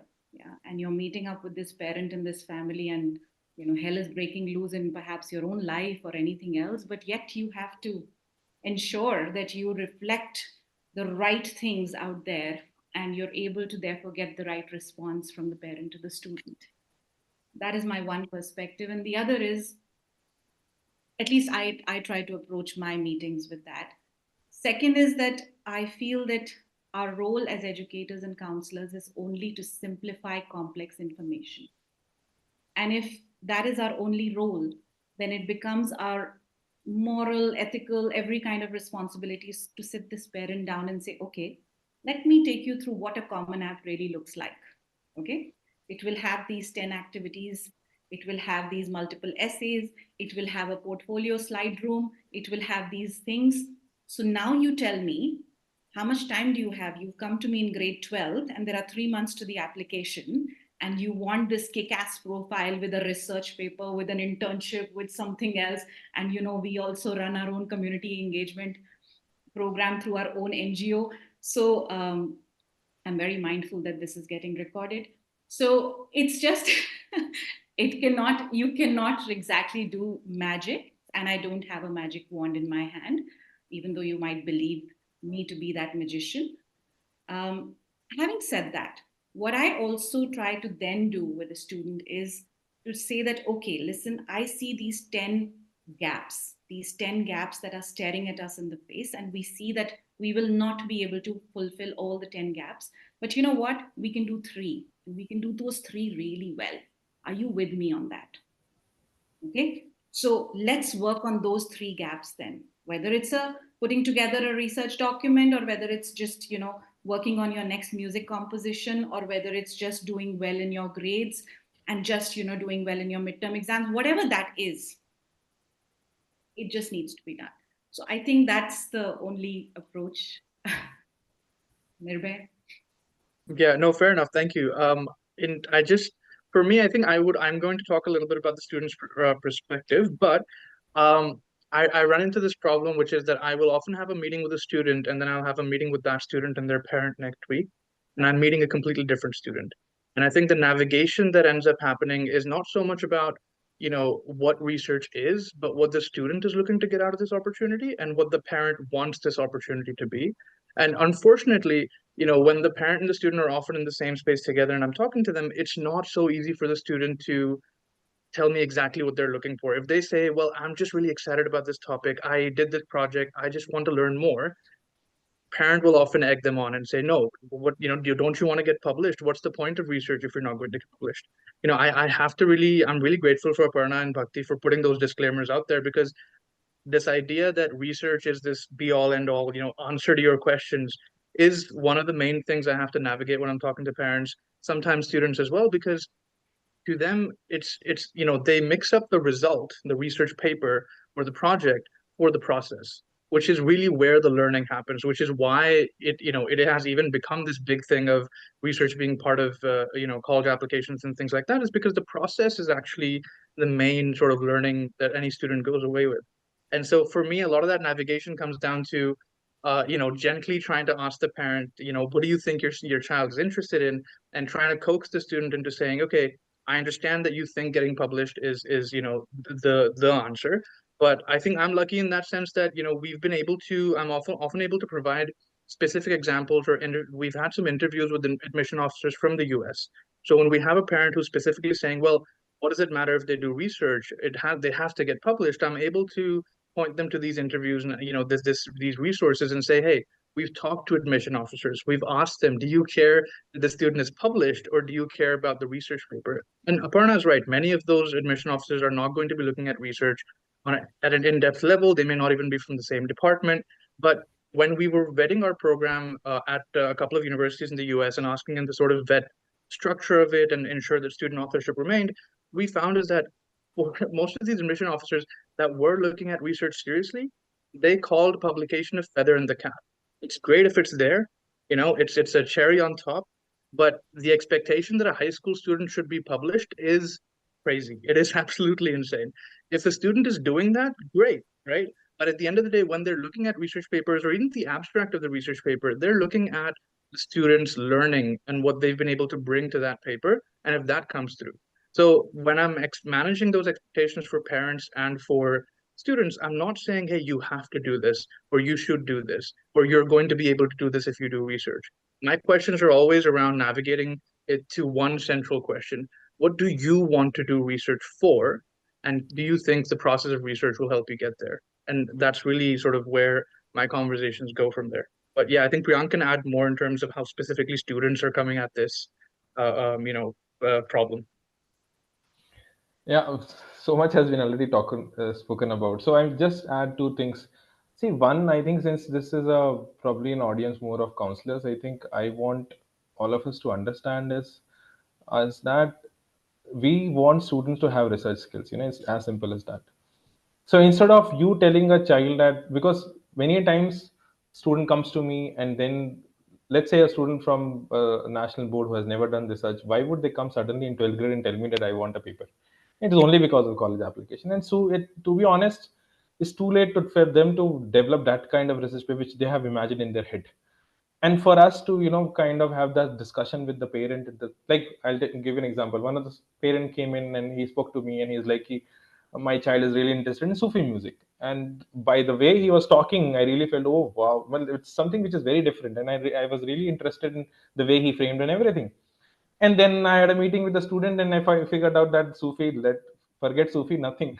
She's not interested in research. So it was all because she had to apply. She's applying and she wanted a paper out of it. And then I had a very frank chat with the parent and I told him that, if the child is interested, though we don't have a lot of time, you can help him or her nudge, to do that effort to bring that research on paper as such. But do you really want to do it?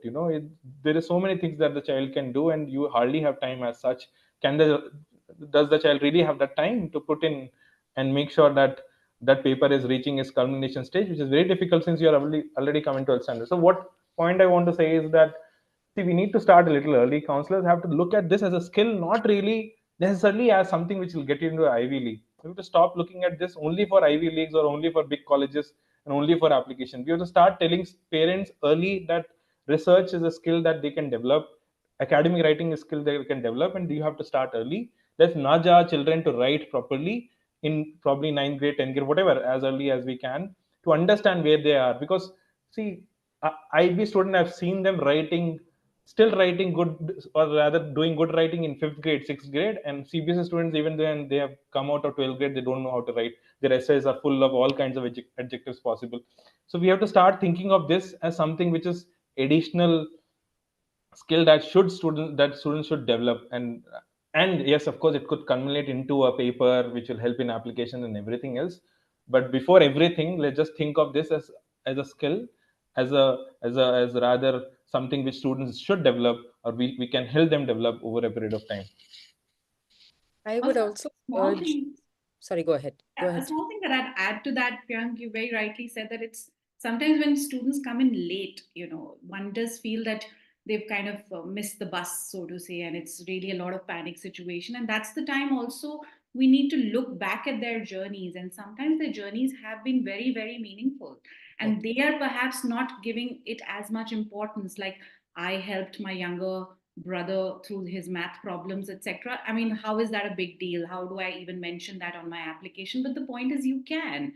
And it was the pandemic, everybody knows that. So if you were helping a grandparent go through their illness, or you were doing little things that were endearing anyways, so how can we build something around that is also somewhere our role, to just help them see through the story of their life, and then say that, okay, these are the things from your narrative that can really make sense, and it can perhaps be built also on. Yeah, so it's not all doomsday if you come late as well. The other point I wanted to add is we're also speaking from the point of view of somebody having to mentor the student to do the research work. It can be the other way around. If you go, like I've shared the link for the Irish National Fair here in the chat box, if you just go to the website and see the list of research papers that are or projects that are being submitted to and those that have been selected as the finalists on the Irish National Fair, you will be amazed at the kind of subjects that they're researching in, within each subject, the kind of categories that they're researching on. And it's all going over my head, every single research paper. And I've read a bit, I can say that. But if it's going over my head, it also tells me the potential there is for doing research amongst our students. And I would encourage teachers and counselors to please do visit that website and see the kind of research that some of the shortlisted finalists have come up with for this year's cycle. And out of these students, they will then select the few students who will represent India in the Regeneron International Science and Engineering Fair. So now you know what is the caliber of research these students are doing, and the caliber of students they're going to be up against in the Regeneron ISEF. So that also tells you that there is actually probably already an ecosystem within the student community for pursuing this level of research already. So that's the other side of the story also that we need to be aware of. Great. Thank you for your observations. And I really liked specifically how, in all honesty, for the last 15 minutes, I wasn't even a part of the conversation. You totally forgot me. I did not like that, but I like that as well. Before we really move towards the closing, so I put a message on the group in case if someone's not been able to join the session and still wants to ask a question. I've given them the opportunity, and I'm going to move towards some closing remarks that I want to invite from panelists, but I don't want to do that first because I know what happens. The moment you give in closing remarks, people start dropping out. And what happens is, for unfortunately people like ourselves or AGB members or TOC founders, we don't even get to speak to the audience. So before I give Bhakti a chance as an invited founder to come and share her thoughts, what I want to tell is, for everybody who's been asking, ये लड़का करता क्या है, आप लोग देख चुके हैं. जितने लोग आखिर तक रुके, आप सबके लिए मेरा बहुत सारा प्यार. If you want to engage me as a professional, great. Only for your love you've shown me right now, 20% extra additional charge for you. No discount, please. No discount, please, at all. This is your love, and your love should be felt by me, not only seen by me. All right. Great. I can see Bhakti cannot hold her laughter. Bhakti, I'm coming for that role at Huron and going to charge you 25% extra on that CTC. Great. I'm going to get a bonus.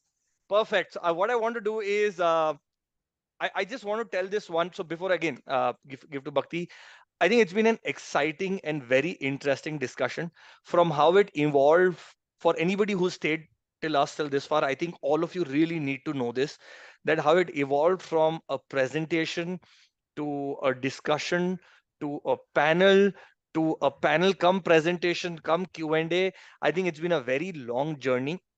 I know for a fact that my panelists had asked me not to ask difficult questions. I actually did my own research and put a 5-page document over here filled with questions. So I've gotten good full marks on research paper, but because of you, the audience, I'm going to fail my exams because I made sure I asked them the difficult questions. I think if we fail to not really take your question, please don't hold it against us. I think it's just the time limits us. Um, all of our panelists are members. I do encourage that you reach out to them. In case if not them, probably the members group is a great place to just put a question out there. Maybe someone else might want to do a talk with you or Tuesday talk is with you. And I think it's just these conversations that really hold us all together. Imagine some few of us coming on a Tuesday evening, really talking about things that may or may not necessarily be impacting us, whether it's from a learning perspective or a student perspective, fathers or a mother's worry, anything that you might want to say. But I won't take any more time. I'll just invite Bhakti for, I really wanted to do this, that I want to hear from the founders on what did they think about the whole discussion. And it's not a judgment, please, to anybody who's seeing or the panelists. This is not a judgment or an invitation of such, but I think they're seeing it from a very different perspective. I'm sure they get bombarded by requests every day. I'm sure a whole lot of our members are always having questions who find it very difficult to come and open up in spaces. So really, if the founder could share something that is, either from their observation, something that the member has shared and who's felt a little shy to come up on a rostrum and speak, please, over to you, Bhakti. Thank you so much, Manas. And what a wonderful session. I think the last 1.5 hours, I mean, the fact that we still have 24 people on this session after 1.5 hours is testament to how engaging this was. Before I move into some final remarks, just to sum it up, I do a lot of profile building workshops, like I think many of us do. And what I always tell parents and students and counselors is that profile building is not for college admissions. Profile building is for skills which actually come more handy after you get into college. So even with research skills, with writing skills, with all of this, every activity that a student undertakes, it's not about the stack of certificates. The volume matters, but quality matters more, depth matters more. It's about the fit that matters. And at the end of the day, it's the skills you will build that will help you after you get into college, whether you study in India or abroad. This is what's going to help. So research or anything else is not about college admissions. It's about skills that you will build that will help you after you get into college. That is my crux of how I look at a lot of these experiential learning activities. The space is booming. There are experiential learning companies that call us every day, that talk to us every day, that want advice every day. And I'll just say this, there's a lot of exciting stuff happening. If you are already a part of something like this, great. If you're thinking on those lines, reach out, collaborate. There are enough and more people here who are more than willing to either be a part of that vision or build it with you or just help you along the way. This space, I'm sure many of you watch Shark Tank. When you watch Shark Tank, you are like, oh my God, मेरे space में ये opportunity है, ये opportunity है. And don't think that any of those ideas are small. You will always be able to create something out of it. And TOC is a huge example of that. It was formed out of a comment on a LinkedIn post, literally. So just don't ever think that any of your ideas are too small to be taken up. You guys are all doing brilliant work. I want to move on to thank every one of you on the panel, because I know how much work has gone into it. And I can see this without blinking an eye, that I've been a part of every session that has been done in TOC in the last 1 year. This session has put in the most effort, the most hard work. Each one of you, starting from Priyank, knowing how passionate he is about research. Priyank, thank you for you're the reason why we're even having this conversation. So thank you for bringing this up. It was brilliant. It was much needed, and nobody was really talking about it. Manas, we found our next MC for the next whole year for TOC events, Ashima. I have made a note of this. Every time I need someone absolutely killer, we need someone absolutely killer, we know who to go to. Manas, you were amazing. I have learned so much from the way you've conducted this. Brilliant. I mean, you made this session what it was. Thank you so much. Charu, you're always the silent worker who works in the background but gets things together. So thank you for being that stable factor in every session that you're a part of. I really, really cherish and value everything that you do for TOC. Ashima, same goes for you. You're the silent background worker. Aparna, this is the first time that I've ever heard you, and oh my God, like I can't wait to see you in Bangalore. I just can't. Not that any of what I'm saying matters, but I'm just sharing my personal learnings from this. Thank you, Aparna. You had some brilliant insights. And last, but of course not the least, Nirbhai, the man from Lumiere. Lumiere, you've disrupted the research space for K-12. And you have a huge responsibility on your shoulders as you grow. You've given an aspiration to so many students and counselors for yet another way to build this skill, which is very important. But you have a huge, huge responsibility on your shoulder as a global organization to make sure that awareness for research comes with great context and responsibility. So we look forward to actually partnering with you in this year and creating more awareness for research, and not just you, but anyone, whether you're an organization or not, it doesn't matter. If you're passionate, we would love to work with you. Just last point, I know I've already taken up 3 minutes, but I promise this is my last point. TOC this year is going to really innovate the way it works with its members. The first year has been a lot of learning. We come closer to our renewal, and you will all hear about it very, very soon. I'm not here to pitch renewal. All I'm here to say is that next year, basically 24, we want to see more folks involved in passion projects. And we will be creating a lot more subgroups, working groups, whether it's for psychometric assessments or whether it is for profile building and research. This is what we aim to do. This is our vision. And so if you are interested in being a part of it, when we make these announcements for the next set of AGB, for the next advisory, please, please, please reach out if you want to be a part, because it's all member driven. So thank you all so much. Thank you, Bhakti, so much. So this is going to be probably the most unique time that you've had on a panel. We'll have the vote of thanks first and closing remarks later. नहीं तो ये जितने बच्चे लोग हैं ये भी भाग जाएंगे और आशिमा को नहीं सुनेंगे एंड उससे मेरा हार्ट ब्रेक हो जाएगा. ठीक है? Everybody, please. 2-5 मिनट और लगेंगे. थोड़ा सा प्यार और दे दो. Ashima, over to you. Thank you so much, Manas. I think the conversation actually started on research was from a very small comment on TOC where everybody was contemplating whether research should be done in high school or not. And that is where Priyank and me, we started having these conversations on how we should really initiate this whole topic of, what is research? Why is there so much hype about research? These companies who are charging a bomb from students to do research. So that was a small seed, I'd say, that we had planted. And look, we are here 2 months, Priyank, and we've successfully delivered the session. Thank you so much. I can't, expect more out of this. Thank you, Charushala. Thank you, Nirbhay. Thank you, Aparna. Thank you, Manas. A huge, huge thank you to you for, moderating this panel discussion, come informative session. And we look forward to doing many more in the future. Thank you. Thank you so much, Ashima. So now we'll just get back to Aparna, Charushila, I think Nirbhay and Priyank. That's just in alphabetical order. I like to do something very interesting towards closing remarks. You get 15 seconds each, and I'm going to just buzz you out. Like I'm just going to that's it. But you get 2 times. You get 15 seconds twice. So instead of giving you 30 seconds or 1 minute in one go, we really want you to condense your thoughts and give it out to the audience as key takeaways, because in all honesty, last hour and a half, fantastic. But I want you to, one, at one point give a statement, and 2, leave them with a question, something that they can go back to and keep thinking about. I don't want this to stop right here. This is, let's say, a wheel that we've already started rolling down the hill, and I want to continue, keep this going, right?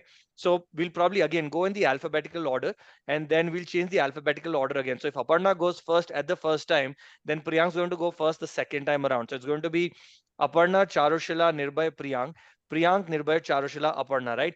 15 seconds on the clock. I just have this. You first give a statement, and then when we come back to you, you give us a question to think about. Aparna, the floor is yours. Remember, we are always advocates for our students, and we must always nourish, encourage, support our students. Fantastic. Charushila, over to you. All right, forget Google search, start searching inwards inside your school, inside your home, inside your local areas, and you will never fall short of research projects.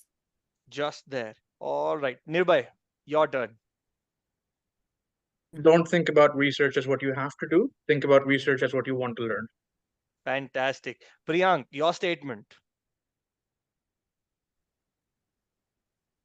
I have 30 seconds, I guess. Okay, so Yes. quick thing, I think reflect on what is your role. I think we all need to see what is our own role in this whole game of research, or rather the counseling space, and then ask yourself that what do we really want for our students. And when we understand this bigger responsibility of giving back to our students and seeing that they really flourish, it will automatically come to us that we help them build those research skills. So thank you all the co-panelists. Thank you, Ashima. Thank you, Manas. Thank you, everybody. Love Thank it. you, You just Bhakti, and merged thank your you. question and statement both. Sawal bhi karunga, jawab bhi dunga. I love it. Nirbhay, 15 seconds. I want you to put a question in everybody's mind before we leave. Over to you. I think my question is really simple. I hope it's just that, is research the only way to build a lot of the skills that we've discussed today? Great. Charushila, yours. If college planning is about self-discovery, what are you going to help your student discover today? Oh, wow. All right. Aparna, your question. Gosh, I'm flummoxed, frankly, after everybody's said what they've said. But Since you're going last, you get extra 5 seconds. all right. So I think we need I think very carefully when you're advising your students on what they need to do. Research is just one element of that larger profile building exercise. So, be very mindful of your advice to students as well, I would say. Fantastic. Lovely. Thank you everybody who's really put up with everything that we wanted to do. I think we reserved only 90 minutes for this and we wanted to wind up in 80, but we've already crossed our 100-minute mark, I think at the 110th minute. This has been lovely. I think we already have a recording. Hopefully it's going to be available for a lot of people to see, and we're going to be able to inspire a lot many more who compared to those who's still there in the audience. And I see Ashima's rightly brought it to us. We still have 21 over here. I think what would really make me happy is everybody, I know you could be in a difficult situation, just switch on your cameras. We can take a screenshot because I know at the peak we were 40, we started with 26. It always is nice to acknowledge those who've really spent as much time with us over here, made sure that whether you had a question or not, you've heard what people had to say. I think listening is one of the biggest art forms that is undervalued. Khushbu, Ashima, Nisha, Nidhi, Vasant, Naman, I've got someone named PI. Right, so we're down to 20. PI, Vasant, Naman, Nidhi, Ashima. Those who are not switching on your cameras, I know आप login करके छोड़ के चले गए हो 2 घंटे पहले phone. Anu, Ashima, I have Ashima Sethi. I have 2 Ashima Sethis. Why do I have 2 Ashima Sethis on my screen? One wasn't enough for her, huh? Nisha and Vasant. Nisha and Vasant, great. ठीक है, अभी हमें पता है अगली बार कोई renew करने आ रहा है तो किसको नहीं रिन्यू करने देना है. ये लॉगिन करके ऐसे बैठ जाते हैं सब. Great. Can we all smile? If you want to go freestyle, be my guest, please. By all means, just smile. Got it. Fantastic. I'm just going to edit this and put this on the group. But thank you again, everyone. I think this has been lovely hosting all of you. Not just the speakers, but even the audience. Hopefully, we'll see you soon in the next Tuesday Talkies. I speak on behalf of the founders and the AGB. If nothing, vote for me for the next election, please. Please. All right. Thanks a lot. Thank you and good night. Thank you, everybody. Good night. Thank you, Gopal.